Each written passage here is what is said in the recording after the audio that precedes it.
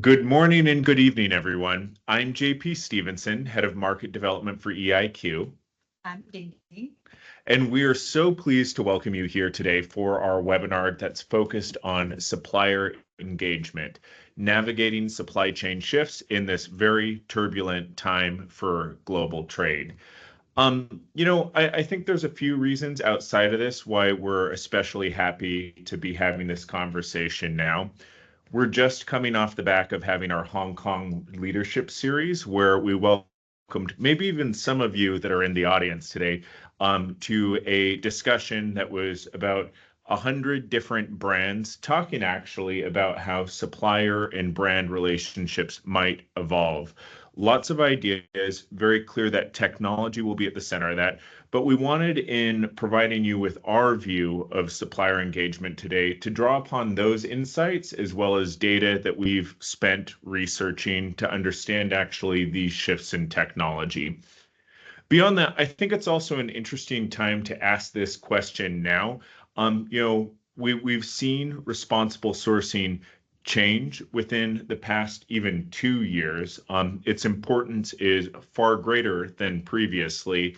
And moreover, we've also seen an evolution of kind of the dynamics by which factories are managed. This isn't actually a new shift. If we look back to, how quality issues were handled in the 1980s, there's a lot that actually can be said that parallels what we're seeing now with sustainability, but no one has it figured out. In fact, vendor ownership really remains one of the biggest problems in responsible sourcing today. So, with that, let's actually maybe begin the session and switch to the research that we're going to be covering. But before we get into it, just a few minor housekeeping notes. So please mute. We'd love to hear from you, but not now. Please use the chat box for questions, and we'll be sure to get back to you. The webinar will be recorded, and so you'll receive a link after this, and you can use this to share further. For those of you that are new to LRQA or have not attended our previous webinars, welcome. So LRQA is the global leader for business assurance. We have specific focus and expertise on sustainable supply chains. We look more broadly at kind of 5 categories of problems that our assurance services look to protect businesses' interests around. These are, achieving product integrity claims, assuring your asset base, sourcing responsibly, which will be the focus for today, navigating the energy transition, and also looking at strengthening cybersecurity. We have about 5,000 colleagues globally, and what I think is specifically interesting for the topic of supplier engagement is our expertise is built around the production market. Most of our staff are located in global production markets. We spend our day-to-day looking at risk, talking with suppliers. So when we take a stance on an issue affecting suppliers, it's because we are talking to suppliers daily. One other interesting element, and everyone probably already knows EiQ already here, but EiQ is our supply chain management solution that is built around really building sustainable supply chain practices. One of the things that sets LRQA apart is for about the past 6-7 years in building this business, EiQ, we have taken our collective knowledge of supply chains, again, derived from the 5,000 workers that spend every day in the factory, to build a digital solution towards risk management that now backs what we believe to be some of the best responsible sourcing programs in the world. Maybe to tee off the session today, one of the questions that we asked, actually, and I alluded to this really at the opening of our conversation, is how responsible sourcing has changed versus, say, 5 years ago when we had one of our previous webinars. And one of the things that we found is that, consistent with what we suspected, when we asked a panel of attendees in our recent Hong Kong leadership series, has your program gotten more responsibility, more authority within the organization?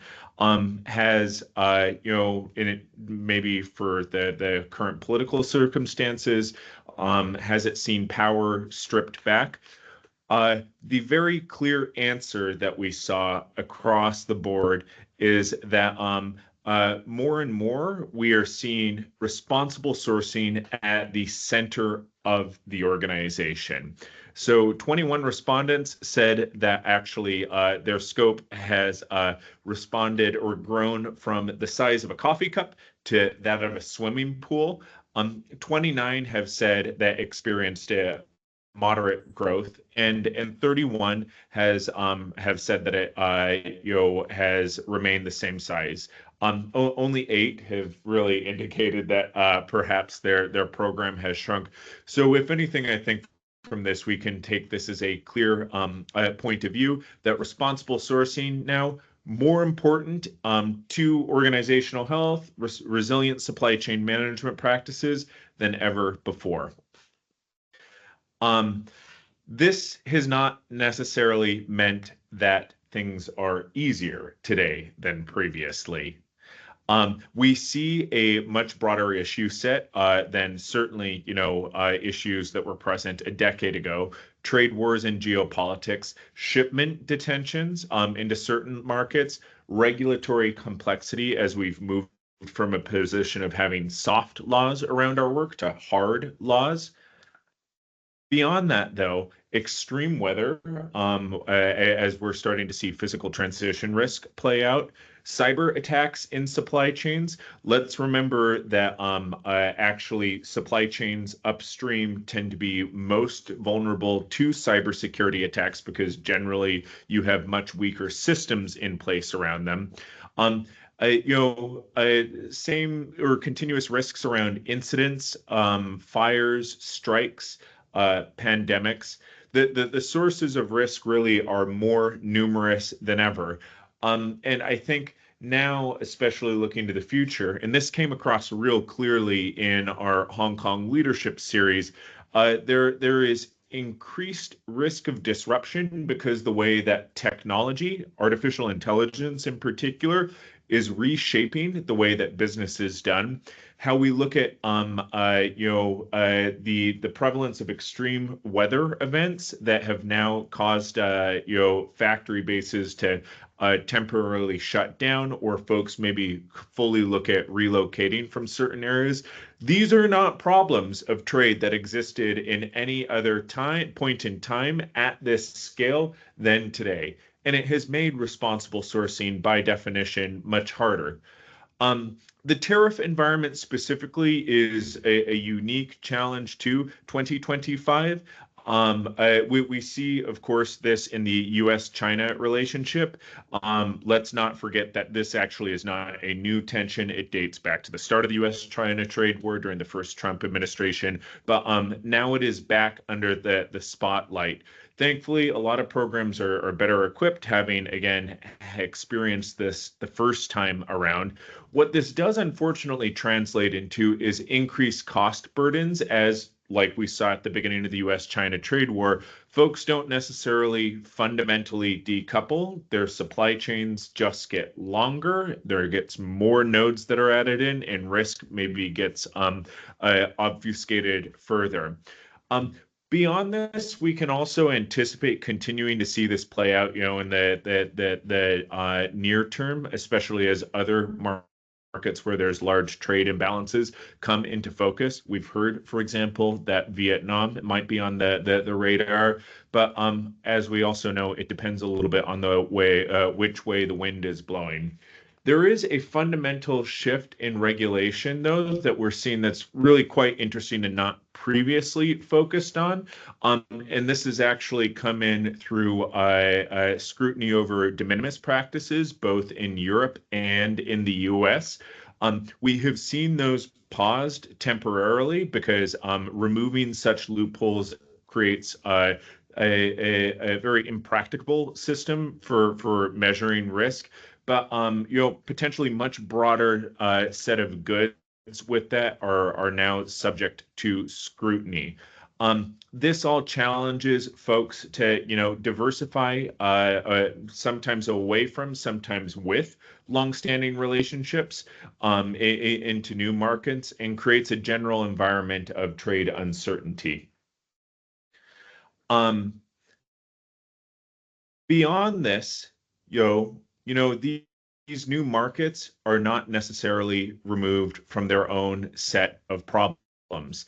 In fact, I think more and more we see, regions of the world like Mexico, for example, where you've seen FDI going in over the past couple of years, have their own set of unique risk drivers and problems, some of which, by the way, are exported from the parent market.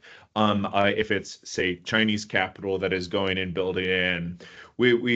So all of this is to say that there has been a real need for responsible sourcing to be resilient, to be agile, and to also tailor the approach to risk management for any given market that you're now considering entering into, especially problematic given that you might not necessarily know the risk drivers within that market very well.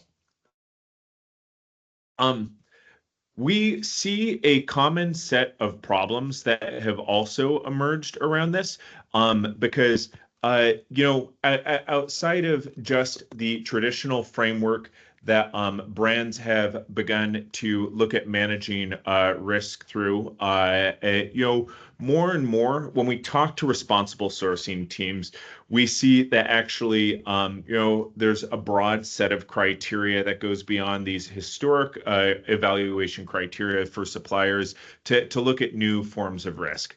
So transparency and traceability, this is not a new issue. Folks for a very long time have been trying to get suppliers to disclose ownership structures, to map their supply chains. Maybe one thing that has tweaked this a little bit is buyers are now placing more emphasis on real-time ESG data sharing or monitoring support, but it remains a strong sticking point for buyers when they look at evaluating these new suppliers. Responsiveness to disruptions, especially responding to changes in the physical climate risk environment. Brands are also beginning now to evaluate what a factory's plan is, say if there is some type of broader disruption for which they're not prepared. Capacity to align with climate and emissions goals, and also capacity generally, I'd say, within sites. We've seen the shift away from historical sourcing markets. There has been a question of who has the infrastructure to actually support certainly the ESG ambitions of a given brand, but also can meet the basic performance standards actually around which a brand might be operating in. Financial due diligence is also tied into this. So brands today want suppliers that can be financially resilient, that are stable. There's not going to be a crisis mid-shipment where the supplier disappears. And sometimes these information gathering exercises can be not necessarily integrated within the broader responsible sourcing framework. Human rights continues to be a key focus for brands in 2025. This is not a new program of work. Human rights due diligence assessments, human rights impacts assessments are all areas that brands are focused on.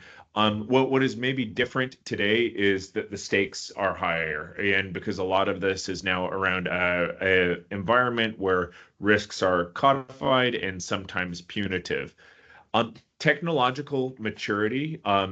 Ding Ding will share a bit more on this later on in the session, but brands today increasingly have technology expectations that require direct interfacing with a supplier.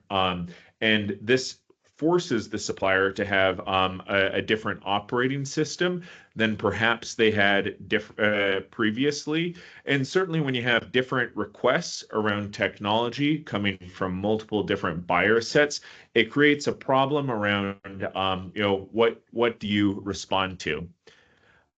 Regulation, I don't think we need to go into this in any great detail. There are enough bills out there that are proposing a different regulatory framework for how suppliers are operated. But the challenge that this then creates is brands now have quite high and disparate expectations around how suppliers should respond. When we switch and then look at where this sits within the broader organizational priorities, actually there's something that's really exciting about this. I mean, one thing that we see out of the World Economic Forum's recent study of the top priorities of firms ranked by severity is that, of what folks are planning around on the 2-year and 10-year time horizon, 5 of the biggest global risk drivers by world leaders are sustainability linked. And these now fall under the remit of the responsible sourcing program. The challenge that this creates is that when we talk to suppliers, and as a part of our Hong Kong leadership series, actually, vendors were an important focal point.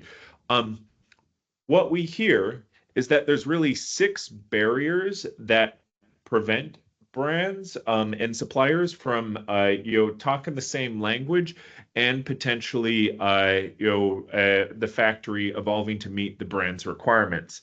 The first and I think most obvious is there is a misalignment of incentives around how the factory is managed and what they're asked to do. We ask now for risk management practices that are rooted in resilience for reasons of ESG, for reasons of financial health of the firm, but we are not necessarily prepared in working with the factory base to accompany that with larger order volumes. There still tends to be cost drivers is the primary focus for what would cause someone to work with a partner. As one individual commented during our leadership series, if we ask for living wages but still award contracts to the lowest bidder, we send mixed messages, and certainly that mixed message has been received by suppliers. Beyond that, though, suppliers' capacity is also limited. Most of the work of these due diligence exercises that are being undertaken, places actually the burden of compliance on the supplier itself. How many tool sets, how many restaffings are needed to actually equip the supplier to meet all their standards of the customer? Language barriers, a lack of digital literacy, all challenge the ability of suppliers to potentially meet these requirements. Data is also a huge problem with this. The suppliers that we've spoken to recently have all identified that, data sets where, really the supplier and buyer systems speak the same language. A lot of it is siloed in Excel and not integrated, create a problem of having collective visibility. Also, folks will often at times use multiple standards that will ask similar things in different ways, and the data is not necessarily comparable, making and having a single source of truth difficult.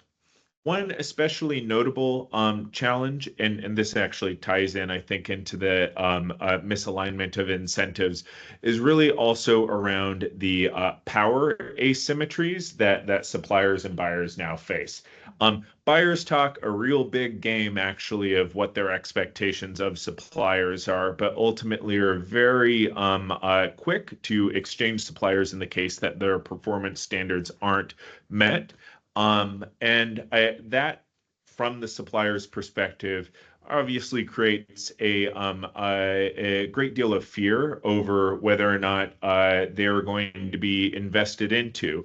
The trade environment today also exacerbates this. You know, when folks show that they're not willing to go long term on a given market, it doesn't encourage suppliers to actually, again, invest longer term in projects that might have a break even that's, 5-7 years out.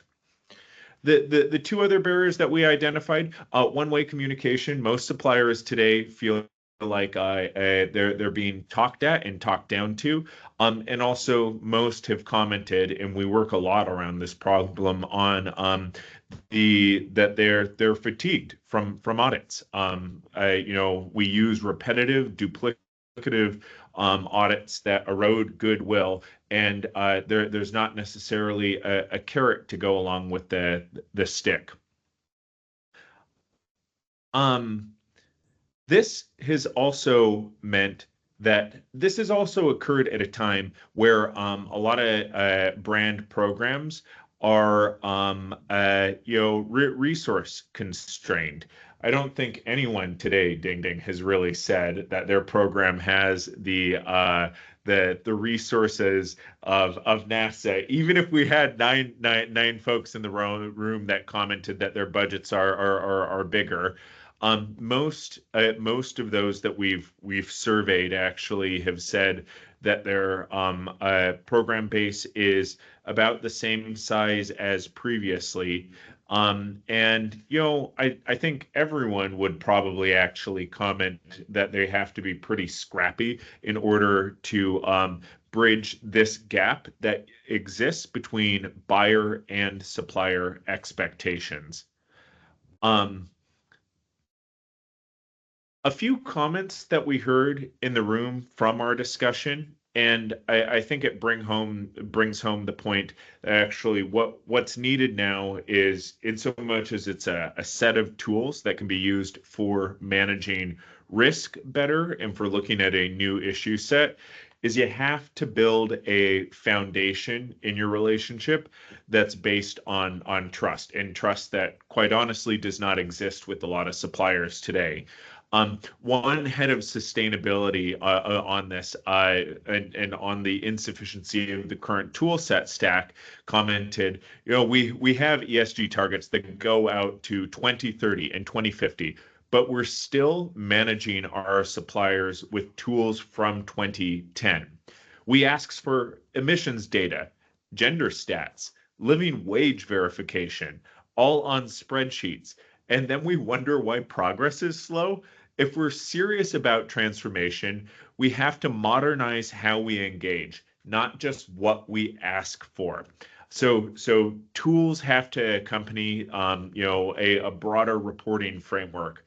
Another regional sourcing director commented, we used to think managing suppliers was about getting them to follow our rules. But the truth is, most suppliers today are navigating more change than we are. Climate shocks, labor shortages, rising costs, conflicting buyer demands. If we want their best performance, we have to be a partner, not just a purchaser. That means co-investing, listening, and sometimes stepping back to let them lead. Sometimes this can mean switching the approach that you have to program management and revisiting what have historically been the hallmark of effective programs. One chief procurement officer commented actually, and this is hard for us to hear given that we do a lot of audits. We used to audit 60 suppliers a year. Then we asked ourselves, what if we spent that same money visiting 20 suppliers and actually listening? Engagement skyrocketed, so did performance. Different tool set for different times. I think especially, looking at the state of most programs today, we can pick up on some of the themes that were reflected there. Most folks, 40 brands, have commented during our leadership series that they're juggling too many tools. I think we're operating in this 1,000 island period where there will be certain things that one tool set will do. There will be certain things another tool set will do. We have a lot of stuff that's on Excel and no bridge to connect those islands and actually allow anyone to go from one system to another. That is foundational, laying the infrastructure that is needed to then build on top of. Especially given that when we've talked to brands have speculated that actually really their supplier relationships are going to change drastically. Most folks today, brands, when we speak to them, have said that they want to shift from policy to partnership, that they want to focus on building a better relationship rather than just continuous inspection. We are skeptical of this. We think that partnership truly is hard. It's complicated by the dynamics and the reasons that we mentioned earlier on. But this is the stated objective of most folks in responsible sourcing, especially with the way that technology and AI is beginning to intersect with programs. I think also most brands, at least purport to believe that AI tools are going to play an important role in readjusting the relationship that they have with suppliers. The predictive and personalized engagement that folks have been striving for the past decade will be realized. Again, there are real limitations in the underlying set of data and technology stack that backs this from happening, and it's going to be pretty difficult to do so unless there's some changes that are made. Longer term, I think that we can all agree that we did not appreciate really until this year how quickly things could change around technology. Brands have argued that we'll see smart contracts managing basic supplier engagements where where air emissions are suddenly higher, then the factory would be switched off and the capacity moved to somewhere else.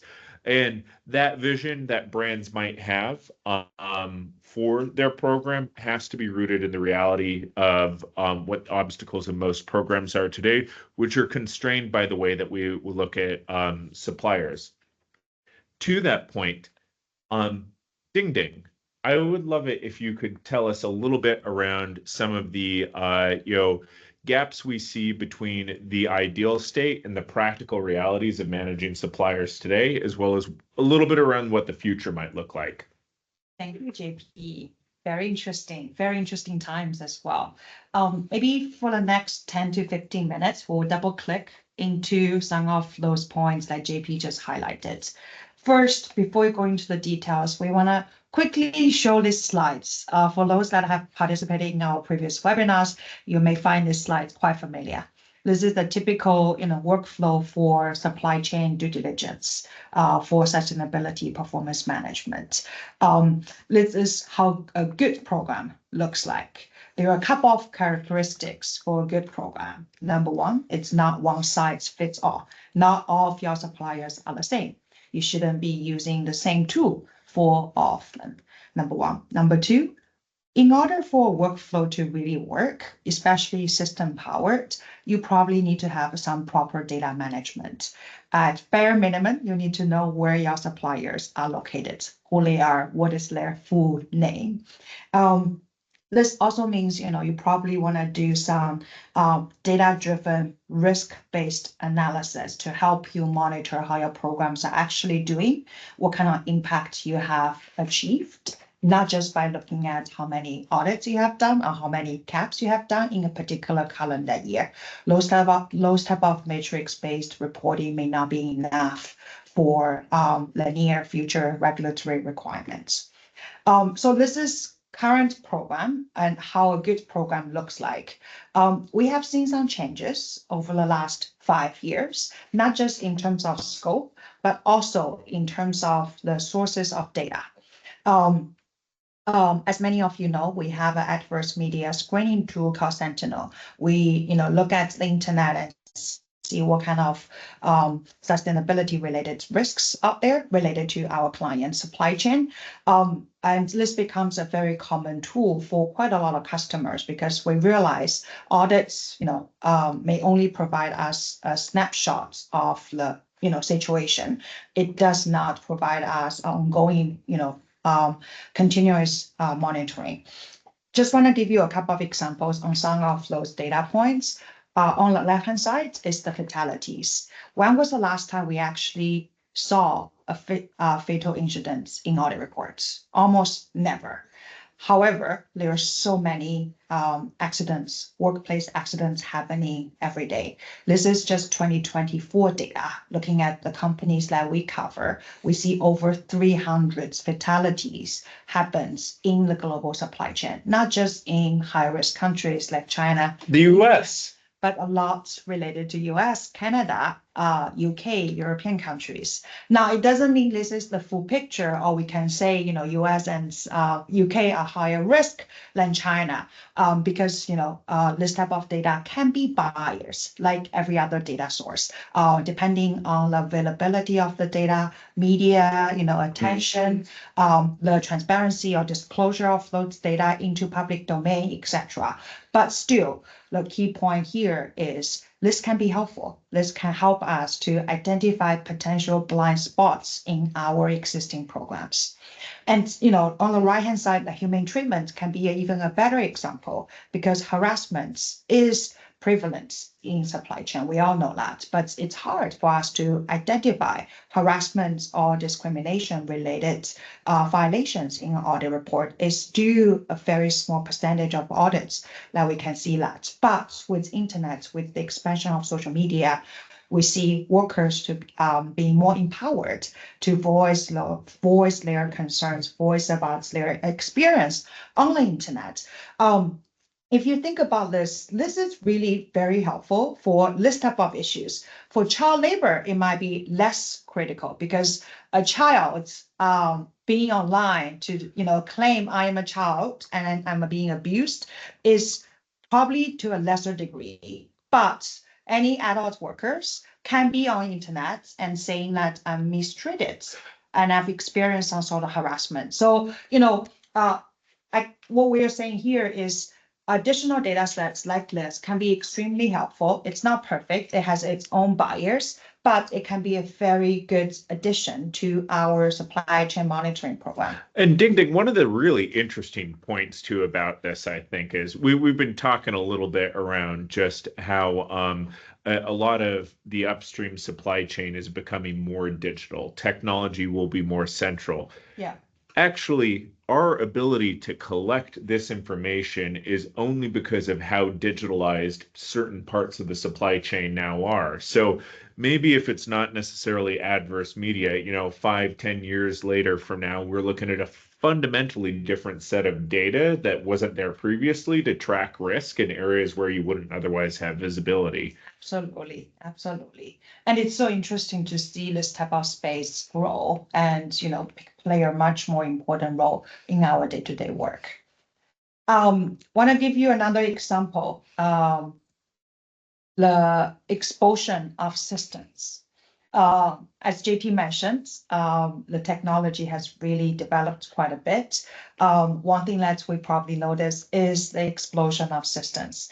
You all know EiQ, even though we think EiQ is the center of the universe, there are many other platforms out there. And in the near future, all of them probably will be connected with AI.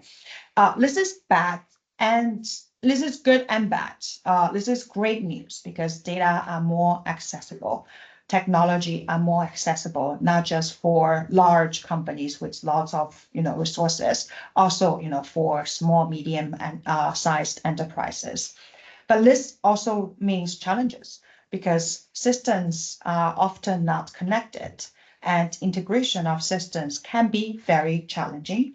And it also requires us to have a new ways of working, to question what kind of system I need for today's workflow and what kind of system I need for future 5 years or 10 years from now. And Ding, I would imagine too, there are quite important differences in methodologies between different systems and how they manage risk. Yeah. Do you think that those nuances are actually picked up on today?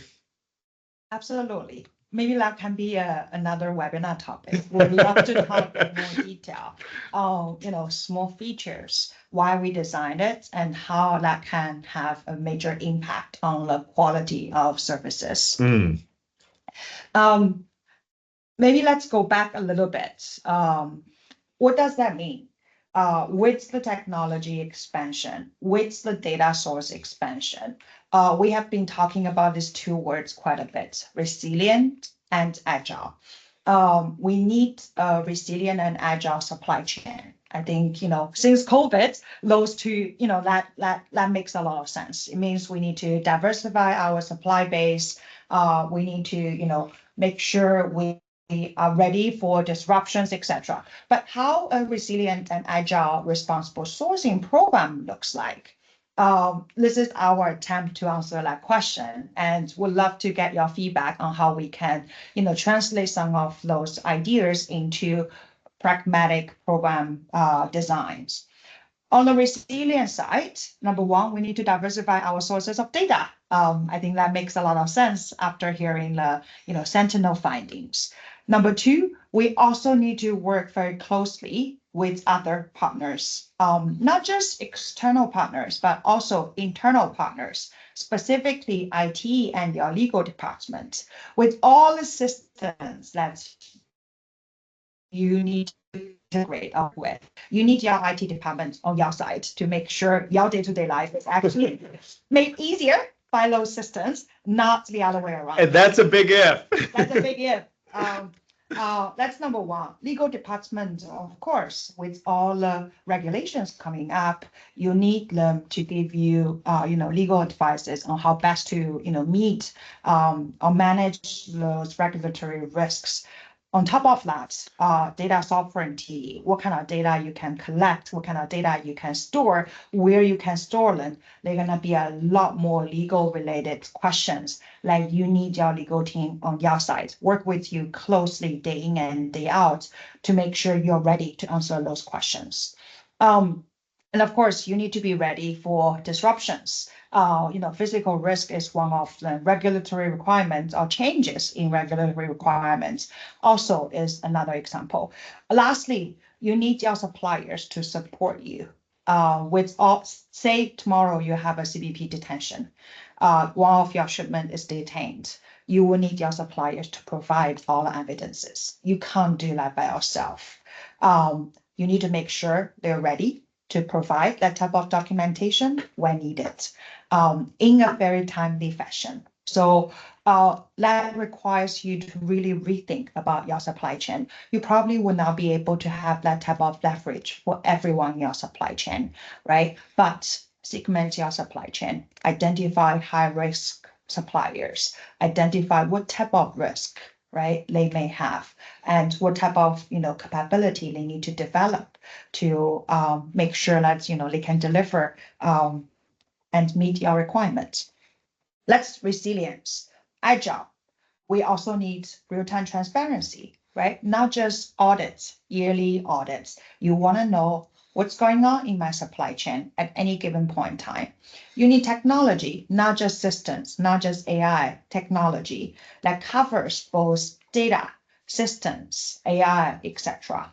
You need flexible deployment. Waiting for something to happen for 3 months, either being an on-site visit, investigation, or audit, may not be flexible enough. You will need to respond a lot more quickly. You probably need out-of-box approaches. And all of this may mean the requirements that you have for your own team may change. You may need to have new skill set on your team to manage or navigate some of those disruptions. Questions, JP? Comments? No, I just think that you know, it's a fascinating question. What is the skill set of the responsible sourcing team 10 years from now? I mean, we see data literacy requirements that have shot up so much within the past few years. Absolutely. Understanding of areas that have historically been divorced from, say, Yeah. social risks that a lot of teams have followed. So, Yeah. maybe that this is trite. The only constant will be change, Yeah. actually. Yeah. Absolutely. The skill sets, the knowledge, the know-how will all change. Hmm. The way you talk to suppliers, the way you prepare them may also change. We realize that we're running out of time. I will speed up a little bit. We do have some ideas on how future responsible sourcing program can look like. We probably won't have time to go into the details today, but we'll be more than happy to talk it through in a more focused scenario, maybe another webinar. So this is the old, current responsible sourcing workflow. There can be a number of changes that we'll foresee. For instance, automated supplier screening. When your sourcing team propose a new supplier, it can be screened automatically for fatality incident, for humane treatment, for child labor, for all these issues. And you don't need to do anything. The system will do that for you. And the AI-powered risk prediction. So again, based on all the things that we have serviced, what is the overall risk level of the supplier that you probably don't know anything about? The training can be a lot more personalized and tailored based on the risk level that has been identified, and the way we do monitoring can also be revolutionized. There are many cool ideas there. We would love to talk more, but just to call out a couple: drone or robot-based monitoring. Especially use drones to monitor the environmental performance. Because when we do environmental audits, it's very, very hard because factories can close the wastewater discharge before auditor arrives, right? Because we're not able to be there continuously or full time. So there are definitely a place for technology for us to do there. AI powers CCTV analytics, so we don't need to review those CCTV footage manually to see inconsistent records, for instance, in the factory, et cetera, et cetera. Remediation also, can we streamline the penalties or incentives for our suppliers through the system based on their performance? And also, partner together for even more research and innovation. And lastly, use technology to make the analytics reporting and benchmarking a lot easier. So there are a lot of cool ideas that we can talk about. And more importantly, want to just show you some of those cool ideas are not just too far away from us. We have seen some of those applications today already. For instance, on the upper right corner, just to call out, this is Shenzhen Luohu district. They use drones to monitor the environmental performance of facilities in their region already. So those are the things that has been pioneered and being implemented already in some parts of the world. It will be great for us to see how some of those innovations apply to responsible sourcing. Lastly, circling back to the topic of today's supplier engagement, we need tools. Excels are not going to be enough for future. We need data, right? Again, Excels will not be enough for the future. We do have some, we are very excited to introduce some of the tools that we have developed. One of them is called EiQ Site. We are launching a brand new application for suppliers for them to manage their ESG performance in a centralized digital manner. So they will be able to consolidate all audit data from different systems, standards, audit firms into one platform. They will also be able to see information related to their sites in, for instance, internet news, social media, local language, media coverage, etc., all as in one platform, and allow them to interact or communicate with their customers in a more real-time manner. So this is coming. We're gonna do another dedicated webinar to talk to you about what we have built in detail and some of the early learnings we have got from our partners in the supply chain. Very quickly, key features, suppliers will be able to download authorized assessment reports. They will be able to view, adverse media screening results. They will be able to see their carbon performance if the data is available. They can access benchmarking data, against their peers to know whether or not their performance is good or bad, their findings are common findings or not. They will be able to share audit results digitally with clients, both existing and future clients, and they will also be able to upload and share assessments reports that are not necessarily done by us. Again, we want to help suppliers to better manage their performance in a more centralized and digital manner and communicate with their customers in a much more efficient and transparent manner. Maybe I will pause here, hand back to JP and see if you have any additional comments or questions. No, I just say that it's such an interesting reflection, actually, that you brought up, Ding, on what tech will look like moving forward and some of the problems that brands will focus on. One of the things that I've been thinking about is really, what will folks do in-house versus out of house? 10, 15 years ago, every brand wanted their own custom code of conduct, and that would be the basis of their audit tool. But if anything, it looks like with the problem set being as dispersed as it is, it requires a much more collaborative approach, actually, and one that is built really around understanding out-of-house services and where they fit within your program to effectively be able to manage risk. Very excited about the launch of EiQ Site. If this is something that you would like to roll out within your programs, please reach out to myself and we'll be happy to set you up with it. But thank you so much for your time today. We greatly appreciate it. And, supplier engagement is certainly not one and done. So you'll be hearing from us again soon on this subject. Thank you, everyone, and have a good day.